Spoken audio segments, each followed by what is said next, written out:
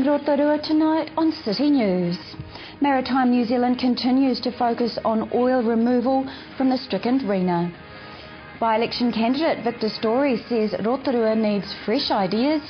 And a big night at the Rotorua Rugby World Cup fan zone. Those stories and more up next tonight on City News. Maritime New Zealand continued to focus on the salvage effort aboard the stranded cargo ship Rena today, with progress made on pumping oil off the stricken ship. However, Maritime New Zealand's salvage unit head Bruce Anderson says a change in weather conditions forecast for tonight and tomorrow may hamper the oil removal efforts. National On-Scene Commander Nick Quinn says clean-up crews also continued to look for oil along the coastline today. He says focus remained on scientific monitoring and surveillance of further patches of oil that come ashore, and clean-up teams would continue to pick up oil as needed.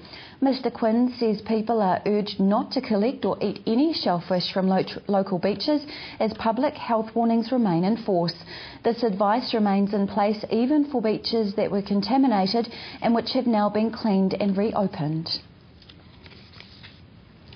Rotorua District Council by-election candidate Victor Story says Rotorua needs a change and needs fresh ideas that promote more for Rotorua than just tourism.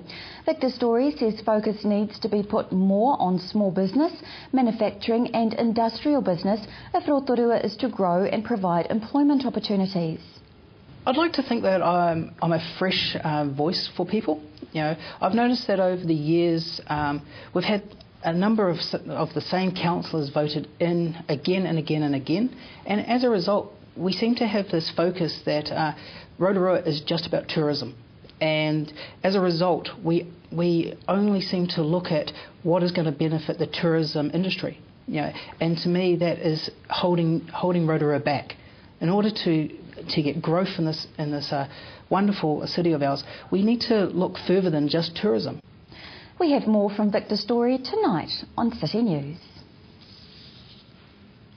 Rotorua District Council will place more geothermal warning signs at Whakarewarewa after a local 12-year-old girl fell into a hot mud pool last Thursday.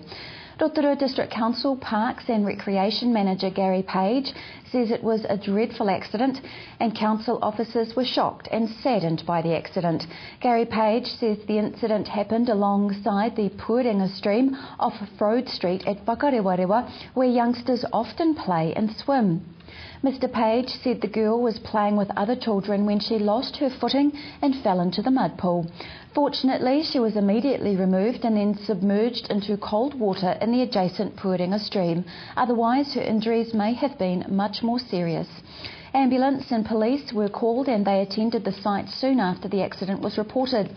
Gary Page says council officials have examined the area and will be investigating what can be done to make the area safer in the future. He says more warning signs will be placed in the vicinity advising people to keep to formed tracks. The 12-year-old girl is in a stable condition in Auckland's Middlemore Hospital Burns Unit. In sport tonight, and a great night was had by the crowd at Rotorua's Rugby World Cup fan zone last night as they watched the All Blacks end the Wallabies World Cup dreams. The All Blacks took the match played at Eden Park 20-6.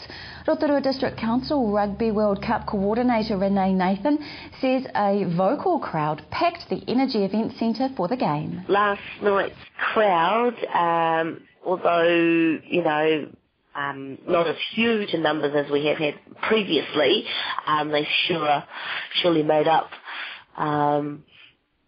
with regards to noise and enthusiasm and energy. So, no, it was a really good buzz in the arena last night.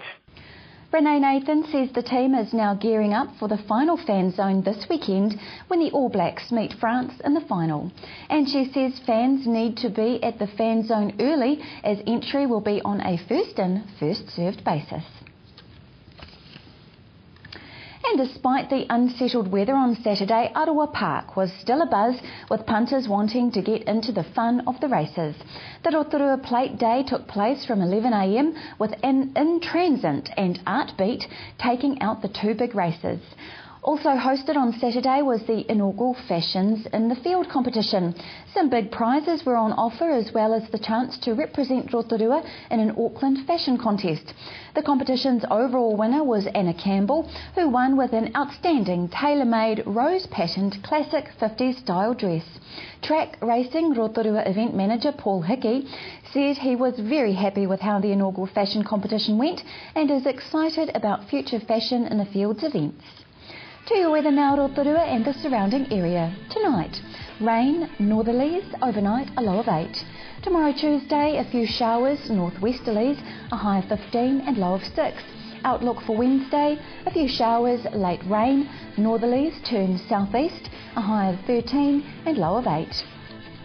Marine forecast for Lake Rotorua for Tuesday, becoming westerly 10 knots in the morning, rising to 15 knots for a time in the afternoon. Waves less than half a metre, fair visibility and showers morning and night. If you've missed any of tonight's bulletin, you can watch it again by going to tvrotorua.co.nz and click on the View Latest City News link. Or to view what's on in our city, click on the upcoming events link. Coming up after the break, Lou Parker talks to Jodie Lawson about the driver directions course. We have our full interview with by-election candidate Victor Story. But after the break, I'm in the studio with Chris Webber to talk about Rotorua's social services.